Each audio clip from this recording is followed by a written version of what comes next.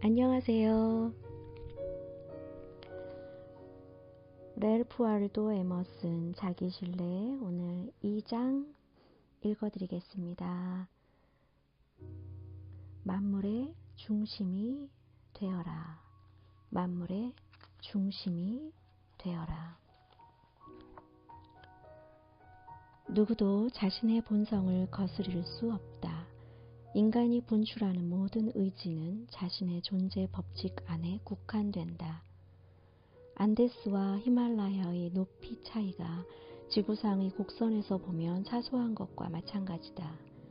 당신이 그를 어떻게 평가하고 시험하듯 그 사람은 변하지 않는다. 사람의 성격이란 아크로스틱이나 알렉산드리아의 시구와 비슷하다. 앞으로 읽으나 뒤로 읽으나 혹은 가로질러 읽으나 똑같은 철자가 된다. 지금 나는 신이 내게 허락한 숲속의 집에서 쾌적하게 지내며 참회하는 생활을 하고 있다. 내가 미래를 예상하지도 과거를 돌아보지도 않고 그날 마음에 떠오른 생각을 솔직하게 그대로 기록하면 어떻게 될까? 의도하거나 확인하지 않더라도 반드시 균형 잡힌 것이 되리라고 나는 믿는다. 내 책에서는 소나무 향기가 풍기고 윙윙거리는 날벌레 소리가 들릴 것이다. 내 창틀 위에 사는 제비는 부리에 물고 온 실이나 지푸라기로 집을 지으면서 그것을 나의 문장 속에도 섞어 넣을 것이다. 인간은 자기 자신으로 있을 수밖에 없다. 성격이 의지보다 그 사람에 대해 더 많은 것을 말해준다. 사람들은 자신의 미덕이나 악행이 공공연한 행동을 통해서만 표현되는 것이라고 생각하고 매 순간 그것이 숨을 내쉬며 밖으로 드러나고 있다는 사실은 깨닫지 못한다. 정직하고 자연스럽게 이루어졌다면 갖가지 다양한 행위에도 공통점이 있기 마련이다. 동일한 의지에서 나온 것이기에 겉으로 아무리 달라 보여도 그런 행위들은 조화를 이루게 된다. 조금 거리를 두고 떨어져서 보면, 조금 더 높은 데서 내려다보면 다양성은 눈에 띄지 않는다. 하나의 경향이 그 모든 것을 하나로 묶는다. 아무리 훌륭한 배라도 항해 도중에 이리저리 방향을 바꾸기 때문에 지그재그 모양으로 운항하게 된다. 충분히 거리를 두고 배가 지나간 물길을 바라보면 한 방향으로 움직이는 직선 형태를 나타낼 것이다. 성실하게 행동하면 그 행위는 스스로 해명될 것이고 당신이 행한 다른 모든 성실한 행동들도 자연히 설명된다. 하지만 순응하는 행위는 아무것도 설명해 주지 않는다. 독자적으로 행동하라. 당신이 예전에 독자적으로 행동했던 것들이 지금의 당신을 정당화해 줄 것이다. 위대한 행위는 미래에 호소한다. 오늘 내가 사람들의 눈을 의식하지 않고 단호하게 옳은 일을 할 수 있다면 나는 예전에도 그렇게 올바른 행동을 해왔던 것이 분명하다.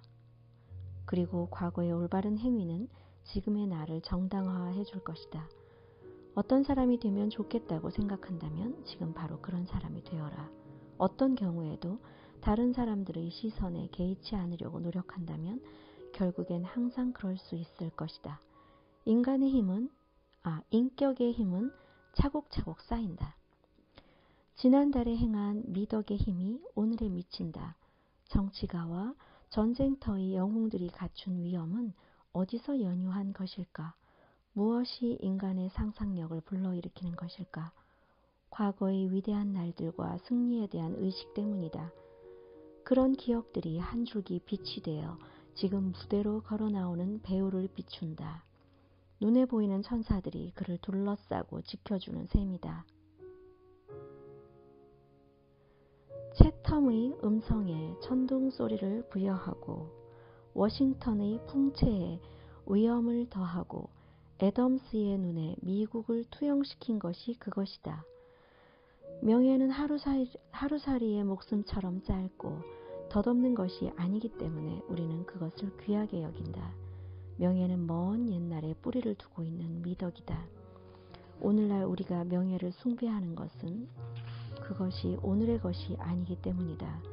우리가 명예를 사랑하고 경의를 표하는 것은 그것이 우리의 사랑과 경의를 붙잡기 위한 함정이 아니라 독립적이고 그 자체에서 유래한 것이기 때문이다.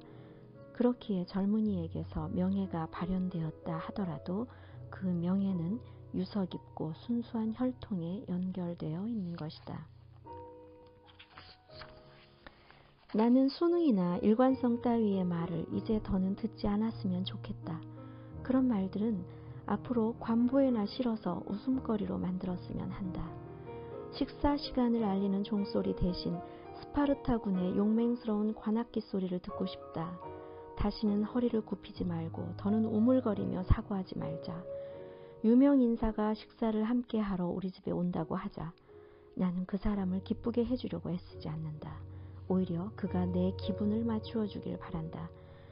나는 그를 중요한 인물로서가 아니라 나와 같은 인간으로 맞이하고 싶다. 손님에게 친절해야 하겠지만 나 자신을 속이면서 그렇게 하진 않을 것이다. 이 세상의 매끈한 평범함과 비열한 만족감에 과감히 맞서고 그것을 질책하자. 인습과 거래 행위와 관찰의 면전에 모든 역사의 귀착점인 다음과 같은 사실을 던져주자. 인간 행동의 배후에는 반드시 그 행동의 원인이 된 위대한 사상가와 행위자가 있다는 것. 참된 인간은 어떤 시대, 어떤 장소에도 속하지 않고 만물의 중심이라는 것을 말이다. 참된 인간이 있는 곳에는 자연이 있다. 그는 당신을, 모든 사람을, 그리고 모든 사물을 재는 척도이다. 대개 이 사회에 살고 있는 사람들은 다른 어떤 것이나 다른 어떤 사람을 연상시킨다. 하지만 인격과 실체는 그 어떤 것도 떠올리게 하지 않는다. 인격과 실체는 우주 전체를 대신하는 것이기 때문이다. 인간은 자신을 둘러싼 환경의 차이를 하찮게 만들어버릴 정도로 거대한 존재가 되어야 한다. 참된 인간은 한 사람 한 사람이 원인이고 국가이고 시대다. 그가 자신의 생각을 완벽하게 성취하기 위해서는 무한한 공간과 수학과 시간이 요구된다. 그리고 후세 사람들은 마치 그에게 예속된 부하처럼 그 참된 인간의 발자취를 따르게 될 것이다. 카이사르가 출현한 뒤로 로마 제국이 오랫동안 영화를 누렸다. 예수 그리스도가 탄생하자 수백만 명이 그의 천재에 의지해 성장했고, 그래서 그리스도는 인간의 미덕 및 가능성과 동일시되고 있다. 하나의 제도는 한 사람의 그림자가 연장된 것이다. 수도원 제도는 은자 안토니의 그림자이고 종교개혁은 루터의 그림자이다. 퀘이커교는 폭스, 감리교는 웨슬리, 노예제도 폐지는 클락슨의 그림자이다. 밀턴이 스키피오를 로마의 결정이라고 부른 것도 같은 뜻이다. 모든 역사는 몇몇 용감하고 열정적인 인물의 전기로 간단하게 환원되는 것이다. 인간은 자신의 가치를 알고 모든 것을 발 아래 두어야 한다. 세계가 나 자신을 위해 존재하는 것이므로 고아나 사생아 혹은 도둑놈처럼 이곳저곳을 엿보거나 도둑질을 하거나 살금살금 숨어 다녀서는 안 된다. 하지만 우리가 거리에서 만나는 평범한 사람은 탑을 세우고 대리석에 신상을 조각하는 것과 같은 그런 힘에 상응하는 가치 있는 것을 자신의 내부에서 찾지 못하는 탓에 탑과 신상을 보면서 비참한 기분을 느낀다. 그에게는 궁전과 조각상, 값비싼 책이 자신과는 인연이 없고 가까이 갈 수도 없는 화려한 마차 행렬처럼 느껴진다. 마차에 탄 사람이 그를 내려다보며 대체 누구신지? 라고 묻는 것처럼 움츠러든다. 그러나 그 모든 것들은 그의 것이다. 그의 주목을 끌기 위해 청원하고 있으며 그가 능력을 발휘해서 자신들을 소유해 주기를 원하고 있다. 그의 눈앞에 걸려있는 그림은 그의 평가를 기다리고 있다. 그림이 그에게 지시하는 것이 아니다. 칭찬을 바라며 호소하는 그림을 놓고 어떻게 할지 그가 결정하는 것이다. 널리 알려진 술주정뱅이에 대한 오화가 있다. 술에 취해 거리에 죽은 사람처럼 누워있던 주정뱅이를 사람들이 공작의 저택으로 옮겨서 깨끗하게 씻기고 멋진 새 옷을 입혀 공작의 침대에 눕혔다. 그가 깨어나자 모든 사람들이 허리를 굽히며 그를 공작처럼 받들어 모셨다. 그러자 술주정뱅이는 자신이 진짜 공작이며 그동안 정신이 살짝 나갔었다고 생각하게 되었다. 이 우화가 많은 사람들에게 공감을 일으키는 이유는 인간이 처한 상황을 너무나 잘 표현해주기 때문이다. 이 세상에서 인간은 일종의 술주정뱅이 상태에 있다. 하지만 깨어 일어나 정신을 차리면 자신이 진정한 귀족이라는 사실을 깨닫게 되는 것이다. 책을 읽을 때 우리는 마치 구걸하는 것처럼 책 내용에 아첨하는 태도를 보인다. 역사를 바라볼 때도 우리의 상상이 진실을 흐려놓는다. 왕족과 귀족, 왕국, 권력, 영토와 같은 어휘는 초라한 집에 살면서 평범한 일을 하는 존과 에드워드처럼 이름 없는 사람들과 비교하면 훨씬 화려하다. 그러나 인생에서 일어나는 일은 왕족이든 평민이든 똑같다.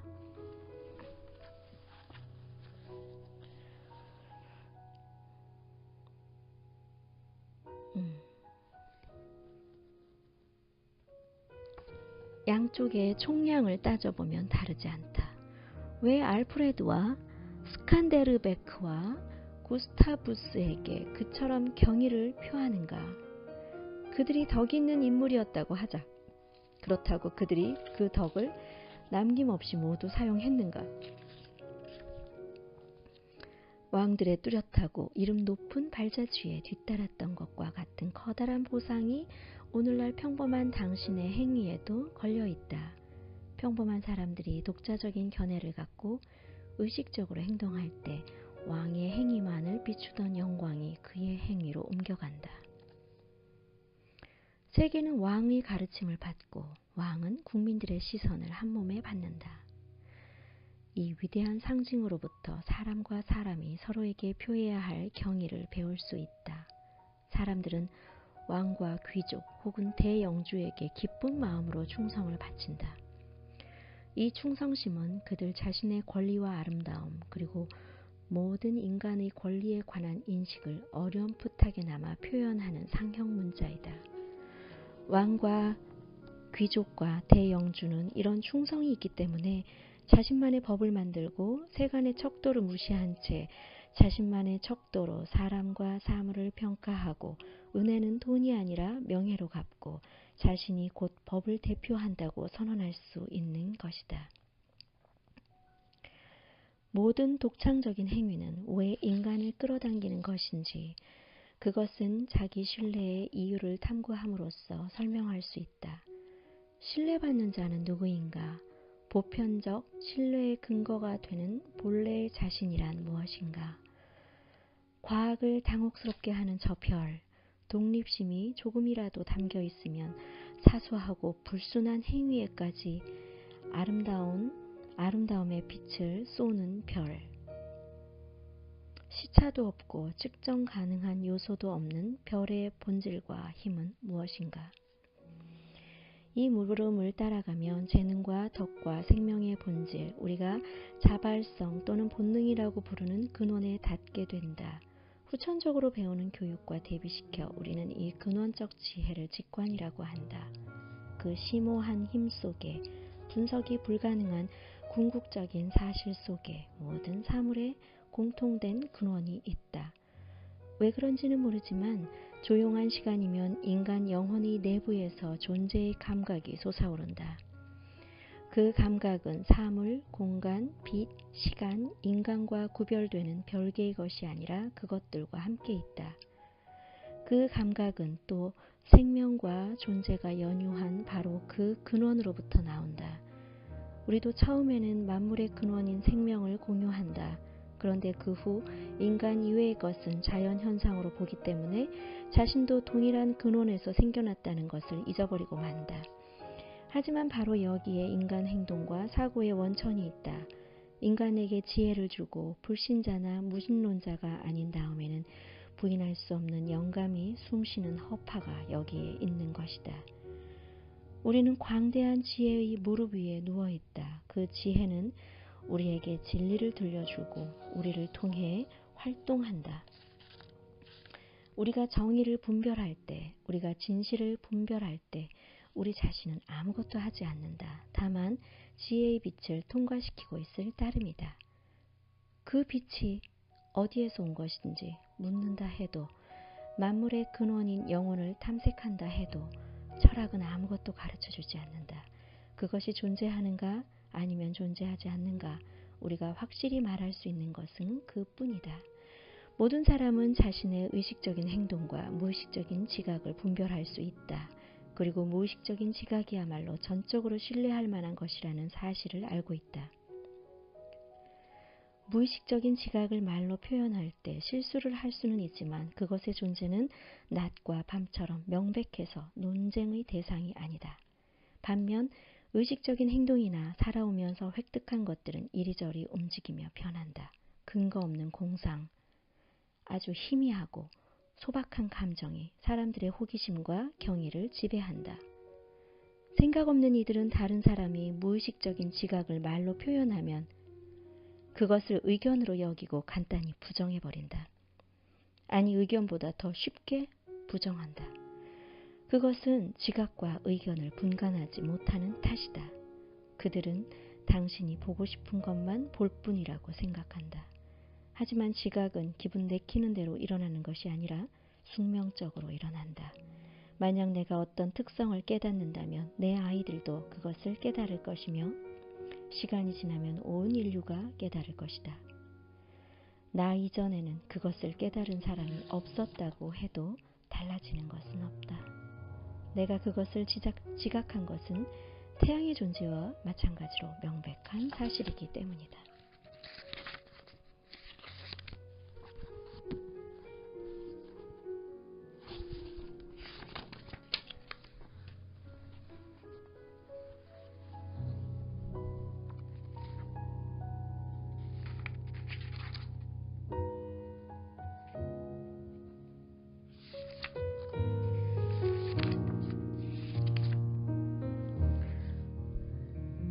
오늘은 여기까지 읽고 마무리할게요.